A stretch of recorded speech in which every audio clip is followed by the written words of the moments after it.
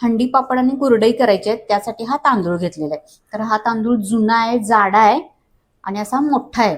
म्हणजे बारीक तांदूळ घ्यायचं नाही, जाडा आणि मोठा तांदूळ घ्यायचा. शक्यतो जुना तांदूळ घ्यायचा. जुना तांदूळ घेतल्यामुळे पापड कुरडई चांगल्या फुलतात. हा 1 किलोच्या प्रमाणात तांदूळ घेतलेला आहे. तर हा आपण आता स्वच्छ धुवून घ्यायचा. 2 ते 3 वेळा आपण धुवून घेऊया. 1 किलो तांदूळ आहेत, तर ह्याच्यातले आपण अर्धा किलोचे हंडी पापड करायचे आहेत आणि अर्धा किलोच्या कुरडई करायच्या. तर हे आता मी धुवून घेते. तांदूळ स्वच्छ धुवून घेतलेले आहेत. आता हे आपल्याला 3 दिवस भिजवायचे. आता तांदूळ भिजवल्यामुळे काय होतं, तांदूळ फर्मेंट होतात आणि नॅचरली आपल्या कुरडई असतात किंवा पापड असतात ते फुलतात. म्हणजे ह्याच्यामध्ये पापड खार जास्त घालण्याची गरज नाही आहे किंवा पापड खार न घालता सुद्धा हे पापड चांगले होतात. तर हे धुवून घेतलेले आणि 3 दिवस आपण भिजवून घेऊया. आणि ह्याचं 3 दिवस रोज पाणी बदलायचंय. हलक्या हाताने धुवून घ्यायचं आणि पाणी बदलायचं याचं. आता बरेच जण काय करतात, तांदळाच्या पिठापासून हंडी पापड बनवतात. तसे काय केलं तर काय होतं की हे तांदूळ भिजल्यानंतर ह्याला एक आंबूस चव येते. नुसत्या तांदळाच्या पिठाचे पापड किंवा कुरडई केले तर ती चव आपल्याला मिळत नाही, जी आपण तांदूळ भिजल्यामुळे, तांदूळ फर्मेंट झाल्यामुळे मिळते. पारंपरिकरित्या आपण हे कुरडई आणि हंडी पापड बनवत आहोत. तांदूळ स्वच्छ धुवून भरपूर पाण्यामध्ये भिजत घातलेले आहेत. आता हे आपण झाकून ठेवूया. आज सकाळी मी हे भिजत ठेवलेले आहेत. आता आपण हे दुसऱ्या दिवशी बघूया. आज दुसरा दिवस आहे. तांदूळ बघूया. आज असे हे पांढरट कलरचे तांदूळ झालेले आहेत. थोडंसं काय करायचं, आपण ह्याला हलवून घ्यायचं तांदळाला हलक्या हाताने अगदी, आणि हे वर आलेलं पाणी आहे हे ओतून घ्यायचंय. तांदूळ हे हलके झालेले आहेत, मऊ झालेले आहेत, तर ह्याला जास्त हलवायचं नाही. तांदूळ भिजवल्यामुळे पीठ एकदम हलकं होतं आणि त्याच्यामुळे पापड पण हलके होतात. तर आज दुसऱ्या दिवशी आपण हे नवीन पाणी ह्याच्यामध्ये ओतून घेऊया. आता हे झाकून ठेवलेलं आहे. उद्या आपण बघूया, म्हणजे तिसऱ्या दिवशी पुन्हा एकदा बदलायचंय पाणी आपल्याला. आज तिसरा दिवस आहे. तांदूळ पाहूयात. आता तिसऱ्या दिवशी सकाळी काय केलेलं आहे, मी हे तांदूळ व्यवस्थित धुवून घेतलेलं आहे आणि पाणी याचं बदललेलं आहे, पाणी स्वच्छ झालेलं आहे. आता तिसऱ्या दिवशी म्हणजे त्याच दिवशी मी संध्याकाळी हे तांदूळ उपसून घेत आहे. म्हणजे तांदूळ 2 वेळा धुवून घ्यायचे आणि निथळून घ्यायचे, हलक्या हाताने आपल्याला धुवून घ्यायचे. तर तिसऱ्या दिवशी थोडासा आंबूस वास यायला लागतो या तांदळाचा. तर हे आपण आता संध्याकाळच्या वेळी हे निथळून घेऊया आणि एका कॉटनच्या कापडावर पसरून टाकायचे. तर मी हे धुवून घेते व्यवस्थित. 2 वेळा धुवून घेऊया आणि निथळून घेऊया. तांदूळ पाण्यातून काढून घेतले आणि ह्याच्या खाली असे एक रिंग ठेवलेली आहे आणि एक 10 मिनिट आपण हे निथळून घेऊया. पाणी व्यवस्थित निथळून घ्यायचं, म्हणजे तांदूळ व्यवस्थित सुकतात.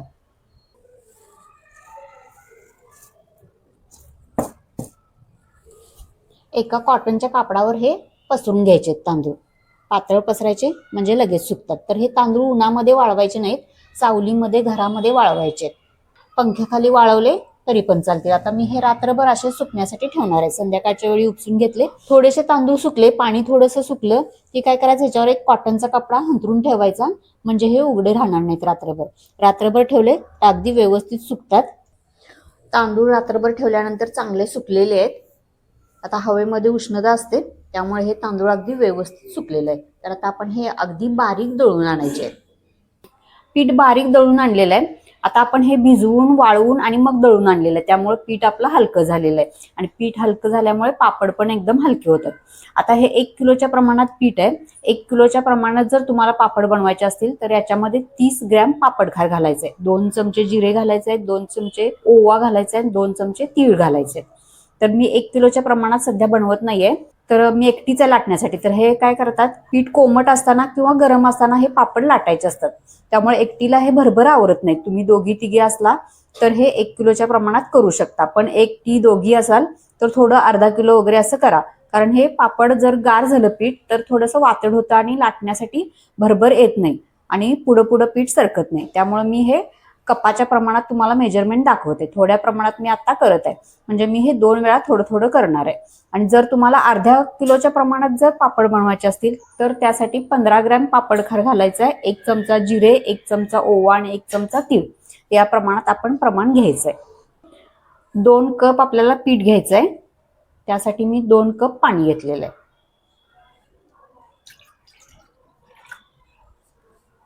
1 चमचा जिरे घेतलेले आहेत, 1 चमचा ओवा आणि 1 चमचा तीळ घेतलेला आहे. जिरे आणि ओवा आहे हे थोडंसं मी भरडून घेतलेलं आहे, थोडंसं जाडं भरडं करून घेतलेला, म्हणजे याचा स्वाद पाण्यामध्ये चांगला उतरतो. आता हे आपण पाण्यामध्ये मिक्स करून घेऊया. हा घरातील रेग्युलर चमचा घेतलेला आहे. 2 कप पाणी घेतलेलं आहे आणि 2 कप पीठ घ्यायचं. त्यासाठी 1 चमचा हा पापड खार घेतलेला आहे. 1 कप पीठ असेल तर अर्धा चमचा घ्यायचा आहे. पाऊण चमचा मीठ घेतलेलं आहे. आता हे पाणी उकळण्यासाठी ठेवलेलं आहे. पाण्याला उकळी आलेले आहे आणि मसाल्याचा रंग पाण्यामध्ये उतरलेला आहे. तर हे पीठ पण मी सपाट घेतलेलं आहे. आता गॅस बारीक करूया पाण्याला उकळी आल्यानंतर आणि पीठ घालून घेऊया. 1 कप पीठ घातलेलं आहे. आता हे दुसरं कप पीठ घातलेलं आहे. गॅस बारीकच ठेवलेला आहे आणि हे एकत्र मिक्स करून घेऊया.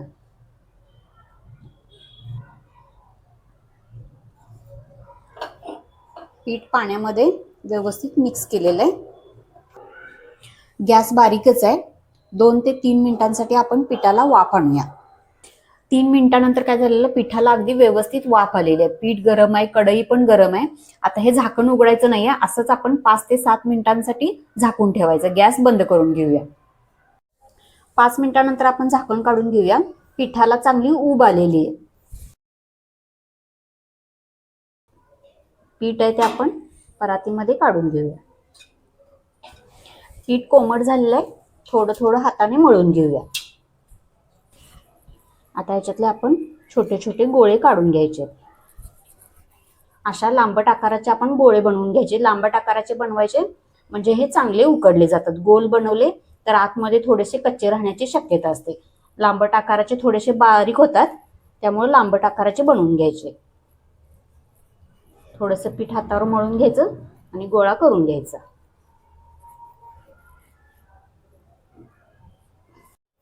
पाणी उकळलेलं आहे. आता सर्व गोळे मी चाळणीमध्ये ठेवलेले. त्याच्यावर झाकण ठेवूया आणि मध्यम आचेवर आपल्याला हे 10 मिनिटं वाफवून घ्यायचे. 10 मिनिटांनंतर आपण बघूया. पिठाला चांगली वाफ आलेली आहे. याच्यातले 2 गोळे आपण काढून घेऊया. बाकीचे असेच झाकून ठेवूया. गॅस बंद केला तरी चालेल. 2 गोळे काढून घेतलेले आहेत. आता हे गोळे गरम गरम आहेत. हात भाजेल यासाठी मी एक पातेलं घेतलेलं आहे आणि पातेल्यानं आपण हे असे मळून घेऊया. म्हणजे थोडीशी वाफ जायला पाहिजे, यासाठी मी पातेलं वापरत आहे. थोडीशी वाफ गेली की आपण हाताने मळून घेऊया. या पद्धतीने पातेल्यानं थोडंसं मळून घेऊया.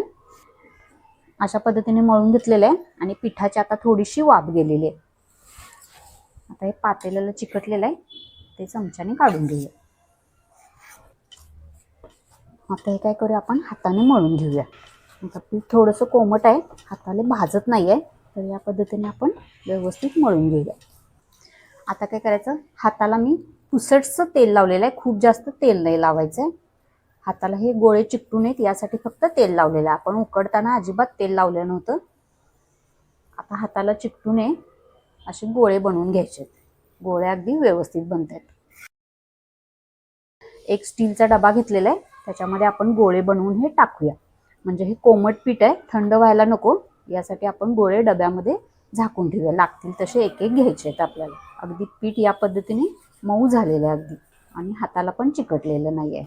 खूप जास्त तेलाचा वापर करायचा नाही आहे, कारण पापड वाळल्यानंतर कालावधीने पापडांना थोडासा तेलाचा वास यायला लागतो. तर कमीत कमी तेल वापरून हे गोळे बनवून घ्यायचे. या पद्धतीने मी गोळे करून घेतलेले आहेत. आता पीठ मी थोडंसंच घेतलेलं आहे. 2 गोळे मोठे काढून घेतले होते आणि हे छोटे छोटे गोळे बनवून घेतलेले आहेत. आता तुम्हाला जर जमत असेल भरभर लाटायला, अजून कोणी मत्तीला असतील तर तुम्ही सर्व पीठ मळून एकत्र गोळे बनवले तरी पण चालतील. मी थोडं थोडं पीठ घेऊन गोळे बनवते. आता बाकीचे पीठ आहे मी तसंच वाफेवर चाळणीमध्ये ठेवलेलं आहे आणि गॅस बंद केलेला आहे. आता हे पीठ झाकून ठेवूया. गार व्हायला नको यासाठी आपण झाकून ठेवायचंय. लागतील तसे आपण गोळे काढून घ्यायचे. अगदी पुसटसा तेलाचा हात लावून घेऊया प्लॅस्टिकच्या कागदाला. आता एक गोळा घेतलेला आहे, तो थोडासा हातावर मळून घेऊया. हे पीठ अगदी व्यवस्थित झालंय. हाताने जरी हे पसरलं तरी अगदी व्यवस्थित पसरतं. हे अगदी परफेक्ट पीठ झालेलं आहे आपलं. आता थोडंसं लाटणं मारून घेऊया.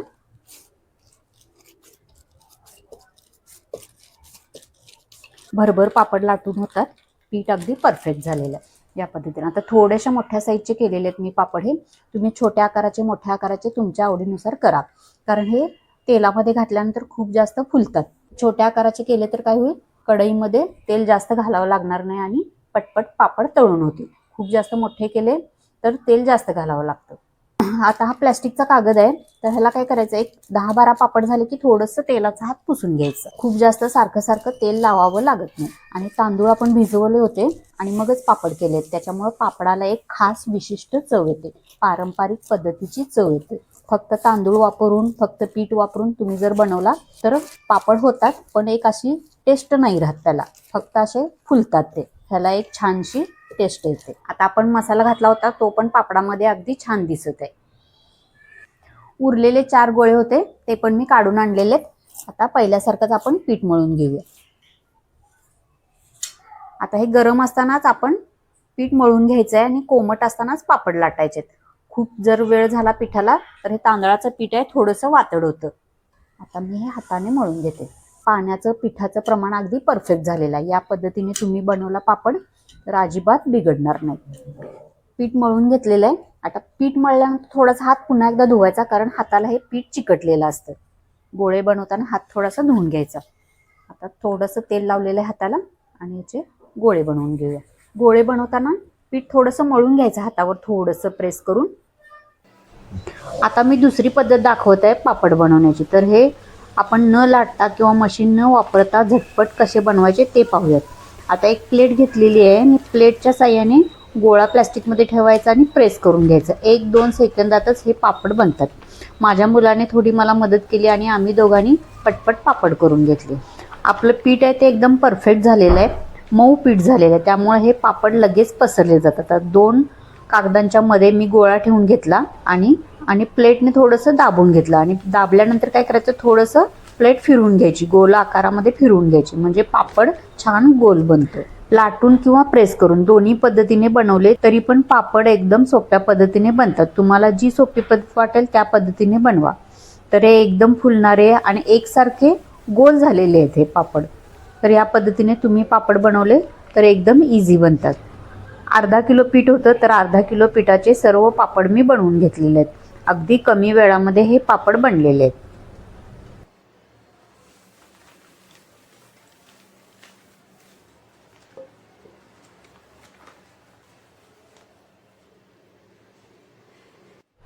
एकसारख्या गोल आकाराचे सर्व पापड बनवून घेतले आणि हे सुकण्यासाठी ठेवलेले आहेत.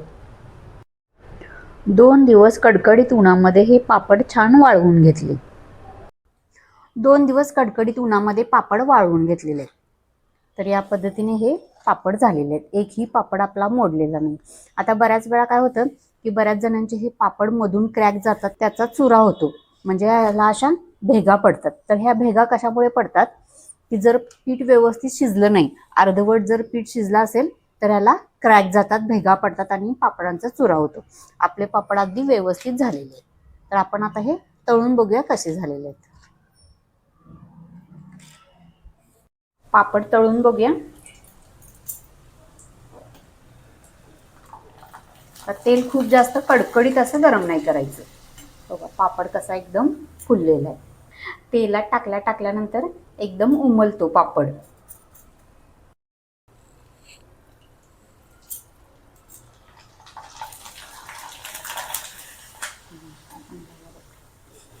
तीन पट आपले पापड फुललेले आहेत. हे एकदम हलके फुलके झालेले आहेत. तांदूळ आपण भिजवून वाळवून घेतलं होतं त्याचा इफेक्ट आलेला आहे हा.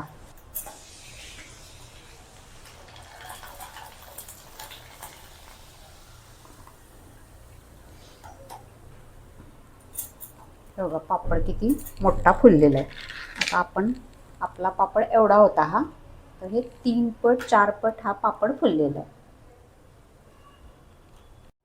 सर्व पापड तळून घेतलेले आहेत आणि एकदम असे हलके फुलके झालेले आहेत. तोंडात टाकताच हे विरघळणार पापड, एकदम खुसखुशीत आहे. हे बघा